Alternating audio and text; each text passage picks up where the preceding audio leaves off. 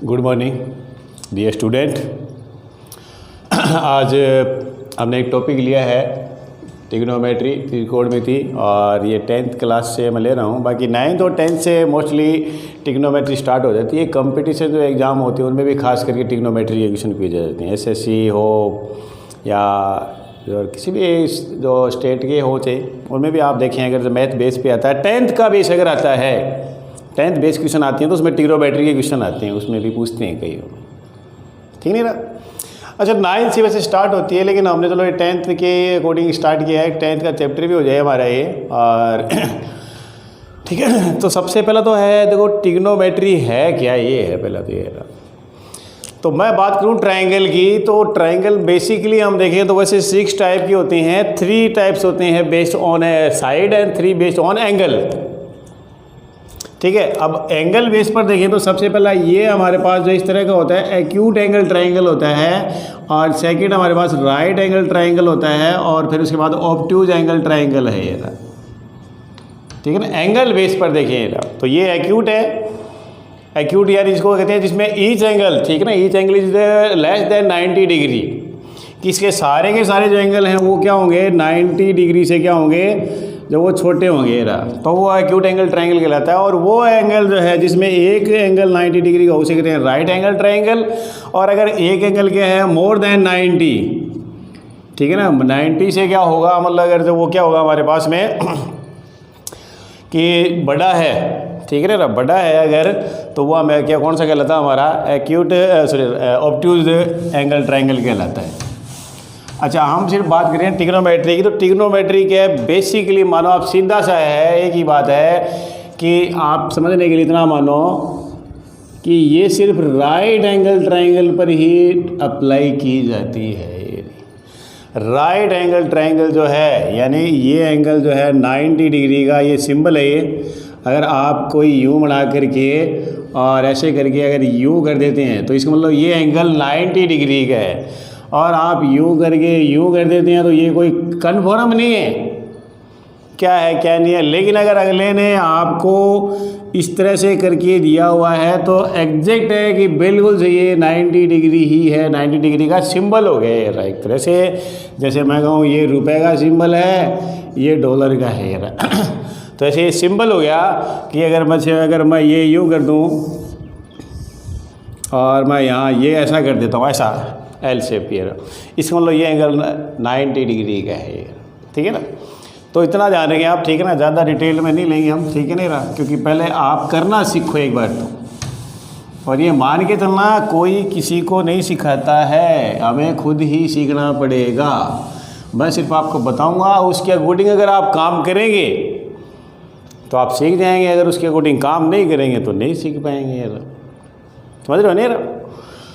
तो ट्रिग्नोमेट्री जैसा कि मैंने बताया है कि ये सिर्फ आपके राइट एंगल, ध्यान रखना, इसके लिए कई बच्चे डायग्राम ही सही बनाते हैं। एल बनाओ, पहले एल बना करके ये एल और ये इसको मिला दो आप, ये हो गया जैसे ए हो गया, ये बी पॉइंट, और ये हो गया 3, यानी 3 वर्टेक्स हो गए। ठीक है ना, ट्रायंगल के बारे में ज़्यादा तो आप क्या बताएं, इतना तो पता ही है, ठीक है। तो ये वर्टेक्स कहलाते हैं, ए बी सी या 3 इसकी साइड हो गई। साइडों के नाम लिखें तो ये साइड होगी ए बी, इसका नाम हो गया ए बी, इसका नाम हो गया बी सी, और इसका नाम हो गया ए सी लिख लो या सी ए, बात एक ही है, कैसे लिख लो चाहिए, ठीक है ना। इसको भी कह सकते हैं सी बी भी कह सकते हैं, वही की बात है। पर अल्फ़ाबेट के हिसाब से हम उसको क्या ले लेते हैं, ए सी ले लेते हैं, ये पहले आता है, ठीक है ना वो, ठीक है। अच्छा, इसी पर लागू होती है ये। अच्छा, इसमें सबसे पहला एक तो देखो, आपने अगर पाइथागोरन थ्योरम सुनी हो तो हाइपोटेनियस का जो स्क्वायर है वो आपके परपेंडिकुलर स्क्वायर और प्लस बेस के स्क्वायर के इक्वल होता है। पाइथागोरन थ्योरम है नहीं कि हाइपोटेनियस यानी कर्ण का जो स्क्वायर है, ठीक है ना, वो आपके परपेंडिकुलर और बेस उनके क्या होगा, स्क्वायर के सम के बराबर होता है। ये है वो पाइथागोरन थ्योरम है ये, ठीक है ना। अच्छा, अब यहाँ पर क्या होता है कि हाइपोटेनियस जो है, चलो मैं हाइपोटेनियस को पहले डिफाइन करेंगे। हाइपोटेनियस है क्या, या कर्ण क्या है, किसको कहेंगे कर्ण। तो बिल्कुल सिंपल सा है, 90 डिग्री के अपोजिट जो साइड होगी वो कहलाएगी हाइपोटेनियस कहलाएगी, 90 डिग्री के अपोजिट। तो देखो इसमें 90 डिग्री का एंगल ये है और इसके अपोजिट यानी इसके बिल्कुल अपोजिट ये है ना सामने, इसका मतलब ये आपके हाइपोटेनियस हो गया, ये रहा ये हाइपोटेनियस है, लो ये हाइपोटेनियस हो गया, कर्ण हो गया ये रहा, इसको कहेंगे कर्ण, ठीक है ना। या दूसरा समझने के लिए देखो आप जैसे कि ये आ गया मेरे पास कोई डायग्राम और ये आ गया ऐसे, और मैं यहाँ 90 का बना देता हूँ, ये 90, तो इसके सामने कौन सी ये है साइड है, तो ये हाइपोटेनियस होगी, ये लो हाइपोटेनियस होगी। या चलो मैंने ये बनाया, अब यू बना दिया और मैंने ये 90 का कर दिया, ये रहा, इसका मतलब ये सामने वाली साइड ये है इसके ना, यहाँ 90 बन रहा है ना, इसके बिल्कुल सामने कौन सी है, ये हाइपोटेनियस है मतलब।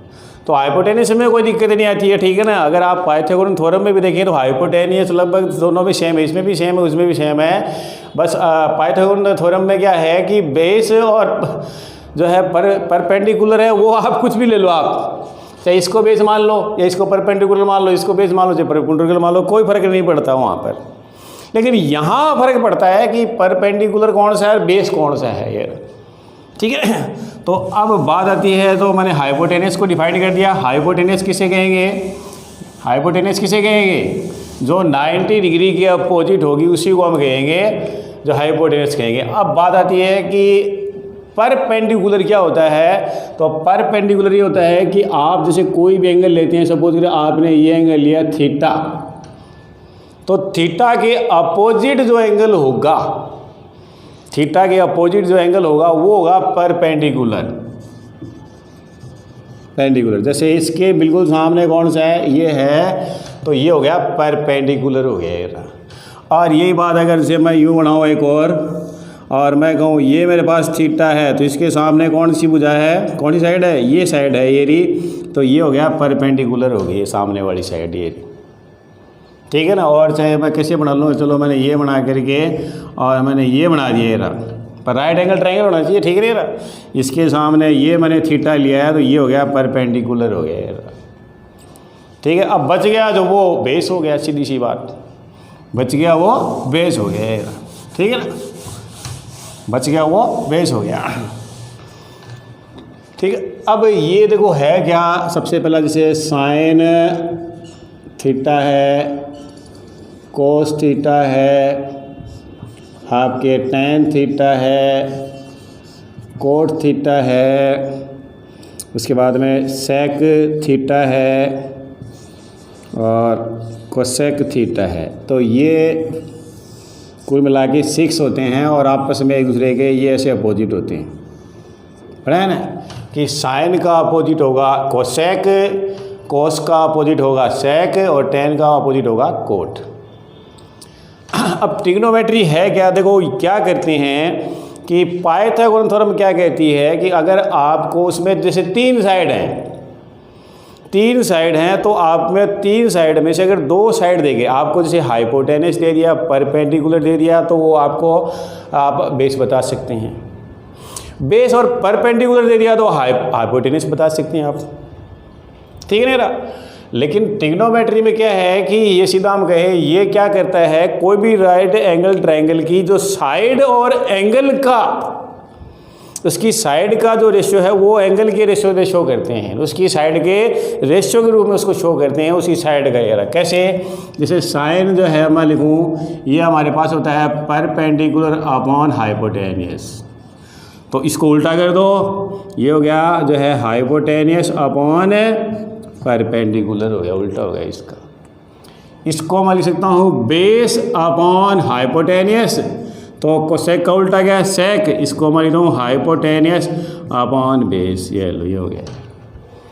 इसको मैं लिखता हूँ परपेंडिकुलर अपॉन बेस, तो इसको मैं लिखूँगा बेस अपॉन परपेंडिकुलर, ये लो। तो हमें तो ये कौन से हैं, ऊपर वाले 3 याद करने हैं, 3 के बाद ये तीनों ऐसे याद हो जाएंगे, इनके उल्टे हैं, बस इनके क्या उल्टे कर दो, रिवर्स कर दो, ये आ जाएगा फिर, ठीक है। तो ये क्या कह रहे हैं कि इसके परपेंडिकुलर जो है और हाइपोटेनियस का जो रेशियो होगा वो साइन थीटा के बराबर होगा, ये रहा, इनकी साइड का रेशियो है ये, ठीक है ना। वो आपके जैसे अब अगर जो है बेस और हाइपोटेनियस का रेशियो लेते हैं तो वो क्या होता है, कोस थीटा के बराबर होता है। ऐसे, ठीक है नहीं रहा। यानी कि हम क्या कर सकते हैं, यहाँ एक राइट एंगल ट्रायंगल के एंगल और साइड का जो है आपस में रिलेशन है, उनका रिलेशन क्या होगा, वो रिलेशन जो है वो हम पढ़ते हैं ट्रिग्नोमेट्री के अंदर पढ़ते हैं, ठीक है। अब इसमें देखो सिंपल है, 8.1 जो एक्सरसाइज है ये 9th में भी होगी, ये ठीक नहीं रहा। तो उसमें सिंपल है, कुछ नहीं करना। सपोज एग्जाम्पल जो है आपको कोई राइट एंगल ट्रायंगल दीजिए, ज़्यादा कोई दिमाग नहीं लगाना इसके अंदर। जैसे ये दे दिया ए, ये दे दिया बी, ये दे दिया सी, और ये आपको जैसे सपोज करो यहाँ दे दिया थीटा, मान लो थीटा, क्योंकि यहाँ थीटा लिखा ना मैंने। तो ये जैसे आपको दे दिया 4 सेंटीमीटर, ये दे दिया आपको 3 सेंटीमीटर और ये 5 सेंटीमीटर। तो आपसे वो कहे कि साइन थीटा कितना होगा, सीधा सा साइन थीटा कितना होगा। तो साइन थीटा आप देखो, साइन थीटा क्या कहता है, परपेंडिकुलर अपॉन हाइपोटेनियस।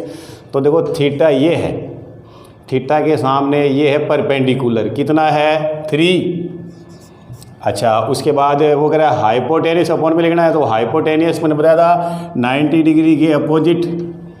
तो ये कितना है 5, यानी ये आंसर हो गया। लो ये बस इतना ही करना और कुछ नहीं करना। जो 8.1 एक्सरसाइज है उसमें लगभग यही काम करना आपने, ठीक है ना। या आपको कहते हैं टेन थीटा, टेन थीटा। तो देखो tan theta perpendicular upon base, तो इसमें देखो परपेंडिकुलर तो लिख लो। जैसे ये हाइपोटेनियस तो फिक्स है ये रहा। अब ये एंगल दे रखा है तो देखो ये थीटा हो गया, ये आपके परपेंडिकुलर हो गया। अगर यहाँ एंगल देता तो ये हो जाता, ठीक है। तो मैं लूँगा अभी बाद में देखे। तो जैसे यहाँ इसने क्या लिखा है, परपेंड, ये थीटा लिखा है ना, यहाँ थीटा लिखा है यहाँ पर। तो थीटा के सामने वाला होता है परपेंडिकुलर, और ये हो गया बेस, ये लो। अब इसमें देखो टेन थीटा, परपेंडिकुलर कितना है 3। अच्छा, फिर बेस कितना है 4, ये आंसर, ये लो, ये हो गया, ठीक है ना। अब इसी को वो कैसे कहता है देखो अब, ठीक है ना। इसी को वो कैसे कहता है देखो, जैसे ये तो फिक्स है, हाइपोटेनियस में तो कोई दिक्कत ही नहीं है, ठीक है ना। जैसे ये 3 सेंटीमीटर है, क्योंकि 90 का एक एंगल होगा, उसके सामने वाला हाइपोटेनियस कहलाता है। अब जैसे आपके पास में आ गया साइन और सी आ गया, तो साइन सी लिखा है यहाँ पर, इसने क्या लिखा है सी। तो सी ये रहा, ये है सी। अब सी के सामने वाला होगा परपेंडिकुलर, यहाँ जो लिखेगा ना वो, यहाँ अगर जैसे सी लिखा है तो सी के सामने वाला परपेंडिकुलर। अगर यहाँ बी लिखा है, ये तो लिखेगा ही नहीं कभी नहीं लिखेगा, बी या सी में से लिखेगा, ठीक है ना। 90 कभी नहीं लिखेगा यहाँ पर, ठीक है। तो यहाँ जैसे देखो वो कह रहा है अब बी लिख देगा या सी लिख देगा। अब उसने सी लिखा है तो सी का मतलब ये है एंगल ये रहा। तो इसके सामने देखो ये हो गया परपेंडिकुलर और ये हो गया बेस। अब ये लो, वो हाइपोटेनियस तो फिक्स है। अब लिख दो देखो साइन सी, तो साइन का मतलब साइन थीटा मतलब होता है परपेंडिकुलर अपॉन हाइपोटेनियस। तो यहाँ देखो ये हो गया 4, क्या हो गया परपेंडिकुलर हो गया, और हाइपोटेनियस कितना है 5, ये 5 हो गया, आंसर है। यहाँ पर यही बात अगर वो कह देता, जैसे मेरे पास में चलो कोट सी कह देता, तो कोट सी में देखो ये क्या है बेस अपॉन परपेंडिकुलर। तो ये सी है, सी के सामने वाला हाइपोटेनियस, सही है ना। अच्छा, फिर ये बच गया बेस, हाइपोटेनियस तो वो बता ही दिया था। अच्छा, अब यहाँ पर पहले मेरे को बी लिखना है, तो बी कितना है 3। अच्छा, फिर कह रहा है बेस देखो कितना है 4, ये 4 हो गया, ये 4। अच्छा, अब यही बात अगर आपसे कह दे कि साइन बी कितना होगा, साइन बी कितना होगा, तो साइन बी के लिए मैं क्या करूँगा, साइन बी के लिए जो है मैं देखूँगा पहले तो बी के हिसाब से ये हटा दो आप एक बार। तो हाइपोटेनियस फिक्स है, वो तो चेंज करना ही नहीं है, वो तो फिक्स है, ठीक है ना। एक राइट एंगल ट्रायंगल में सबसे बड़ी साइड होती है हाइपोटेनियस होती है, ठीक है ना, सबसे बड़ी भुजा होती है, बाकी इनसे छोटी ही होंगी हमेशा। तो अब देखो ये है बी, ये बी है ना, तो बी के सामने वाला क्या हो गया, क्या हो गया बी के सामने वाला, बी लिखा ना यहाँ पर, तो बी के सामने वाला हो गया मेरे पास में, क्या हो गया ये परपेंडिकुलर हो गया, और ये बच गया बेस, ये लो बस। अब कुछ नहीं देख के लिखना है। तो अब साइन देखो आप, साइन बी क्या होता है पी अपॉन एच। तो पी मेरा कितना है 3 है, और एच कितना है मेरा 5, ये आंसर है। या वो कहते हैं जैसे कोट, चलो सेक कोस ही दे दिया, कोस बी दे दिया, ये कोस बी। तो कोस बी देखो यहाँ से बी, पहला तो वो बी के हिसाब से सही है ना, सही लिखा है ये। अच्छा कोस क्या होता है, बेस अपॉन हाइपोटेनियस। तो बेस कितना है, ये है बी, बेस हो गया 4 और हाइपोटेनियस कितना है 5 पे 5, आंसर है। ये काम करना है, ठीक है ना। तो ये लेगा ना आप, ठीक है ना। अब मैं थोड़ा इसका फर्स्ट क्वेश्चन है वो लेता हूँ एक्सरसाइज का। फर्स्ट क्वेश्चन एग्जाम्पल देखो सीखने के लिए होते हैं, आप खुद गिरें ये, ठीक है। तो पहला जो क्वेश्चन है उसमें क्या है कि उसने एक राइट एंगल ट्रायंगल ले रखा है और आप बना ही लें डायग्राम। अब ये फेर काम है, देखो आपको डिस्क्राइब करना पड़ेगा, तो मैं पूरा डिस्क्राइब कर रहा हूँ। ये एक राइट एंगल ट्रायंगल है, ध्यान रखना हमेशा। ये ऐसे बनाए, कई यूँ बना लेते हैं, यूँ करके ये रहा, और फिर ये कर लेते हैं 90। अरे 90 दिखना तो चाहिए कम से कम भाई 90, ठीक है। तो बिल्कुल एल बना करके, ऐसे समझ रहे हो ना, ये एल यूँ बना करके और ये 90 कर दो यहाँ, ये रहा। तो वो क्या कर रहा है, एक हमारे पास राइट एंगल ट्रायंगल है जिसमें क्या है कि बी एंगल 90 डिग्री का है, तो बी पर लिख दो आप 90, ये हो गया बी 90। अब कहीं भी लिख दो, चाहे ए लिख दो चाहे बी लिख दो, जिस ये सी सॉरी ए बी सी, और चाहे इसको सी लिख दो चाहे इसको ए लिख दो, वो कोई दिक्कत नहीं है। लेकिन वो कह रहा है बी राइट है, तो बी पर ही आपने, यानी राइट एंगल पर आपने बी ही लिखना है। और वो कहता है सी जो है राइट एंगल है, तो यहाँ सी लिखेंगे, यहाँ चाहे ए लिख दो चाहे बी लिख दो, कुछ भी लिख दो इधर, कोई फर्क नहीं पड़ेगा यार। लेकिन जो राइट एंगल बताया वहाँ आपने वही लिखना है, ठीक है ना। अच्छा फिर वो कह रहा है कि ए बी जो है मेरे पास में वो है 24 सेंटीमीटर है, ये 24 सेंटीमीटर है ये लो। अच्छा फिर वो मेरे को कह रहा है बी सी जो है वो 7 सेंटीमीटर है, तो बी सी ये मेरे पास में 7 सेंटीमीटर है, ये 7 सेंटीमीटर हो गई ये, ठीक है ना। अच्छा फिर वो क्या कह रहा है वो पूछ रहा है साइन ए कोस ए, ठीक है ना, और साइन सी और कोस सी वो पूछ रहा है हमसे। तो सबसे पहला हमें क्या करना पड़ेगा इस क्वेश्चन के लिए, ये साइड निकालनी पड़ेगी, जो कि हम क्या निकालेंगे, पाइथागोरस थ्योरम से, थ्योरम मेथड, थ्योरम से निकालेंगे। तो वो क्या कहती है, हाइपोटेनियस। ये बताओ भाई हाइपोटेनियस है क्या है, ये हाइपोटेनियस निकालना, मतलब भाई ये बेस दे रखा है, ये हमारे पास में परपेंडिकुलर दे रखा है, तो हमें निकालना है। तो हम कहेंगे हाइपोटेनियस का स्क्वायर किसके बराबर होता है, परपेंडिकुलर का स्क्वायर और प्लस बेस का होल स्क्वायर। इसमें आप लिख दो। तो देखो ये मेरे पास में है ए सी, इस साइड का नाम क्या है, ए सी है, जो मुझे फाइंड आउट करनी है। अच्छा ये मेरे पास बेस मैंने कौन सा लिया, परपेंडिकुलर, चलो यहाँ बी सी है, यहाँ आप कुछ भी मान सकते हो, और ये है ए बी का होल स्क्वायर। तो यहाँ से इनकी वैल्यू रख दो आप। ये कितना है मेरे पास में, बी सी मेरे पास में 7 है, तो 7 का स्क्वायर। अच्छा ये मेरे पास 24 का स्क्वायर, 7 का स्क्वायर 49 हो गया, इसका स्क्वायर कितना हो गया 5 7 6, इनको ऐड कर देंगे, ये बन गया जो है 625। अच्छा ये किसके बराबर है, ए सी स्क्वायर के बराबर है, तो ए सी कितनी हो जाएगी, ये इसका रूट हो जाएगा। ये हटाने के लिए क्या करेंगे, इसका स्क्वायर रूट कर देंगे, और ये किसका है 25 सेंटीमीटर। ये जो है 625 किसका स्क्वायर है, 25 का स्क्वायर है ये। तो ये मेरे पास यानी कि साइड कितनी आ गई 25 आ गई, 25 सेंटीमीटर है। लो अब कुछ नहीं करना बस। अब सबसे पहला वो कह रहा है कि हमारा साइन ए वो कितना होगा, तो हमें पता है क्या होता है, परपेंडिकुलर अपॉन हाइपोटेनियस होता है, यही नहीं रहा। तो यहाँ देखो आप सबसे पहले ए लिखा है यहाँ पर, तो ए, ये ए है, ए के सामने वाला हो गया परपेंडिकुलर, ये बेस हो गया, और बताया था 90 के सामने वाला हाइपोटेनियस। इसमें सीधा सीधा लिख दो, ये रहा, क्या लिख दो, ये लिख देगा, चलो यहाँ लिख देते हैं। तो परपेंडिकुलर कितना है, ए के सामने वाला 7, और वो कितना है 25, ये हो गया बस। सेकंड इसी में पूछा है उसने, फर्स्ट के अंदर सेकंड क्वेश्चन है इसी में कि कोस ए पूछा है, कोस ए।